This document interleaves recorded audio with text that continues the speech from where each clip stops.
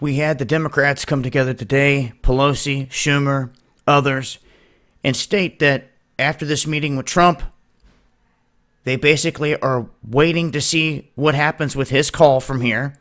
They said that they would do everything in their power to get things back in order, but everything has to do with Trump wanting to go ahead with making this happen. He's basically saying that he's pondering or mulling emergency powers to build a border wall.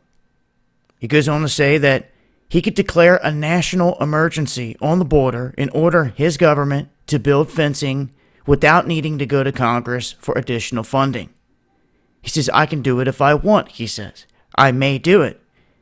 He said he's still interested in trying to get a deal done with Congress on the funding, but he made it clear that he hasn't foreclosed other options for erecting the barrier as he promised voters in 2016 that he would build. So, and he also had stated before that Mexico would pay for it and all this other stuff. And it's been a fiasco back and forth here around this whole border thing.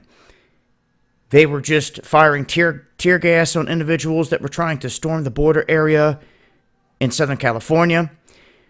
We just heard they're deploying more troops now to California and Arizona. In those areas, they're going to work to put up 160 miles worth of fencing, of barbed wire fencing, razor wire through the area, but there was no talk of sending any backup to places that we know have already been overwhelmed, like El Paso. But this is what he's talking about doing. We'll have to see where it goes from here. He also goes on to state that this shutdown could last a long, long time. He even says months and years.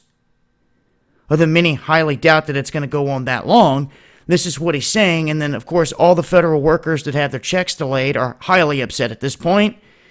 And that's where it sits. And we'll have to see what happens over the weekend. And then come Monday, as I said, I'll continue to update as things change here. And make sure to join us for Underground World News Live every Friday night, 8 p.m. Eastern on Dabu 77. Hope to see you guys there.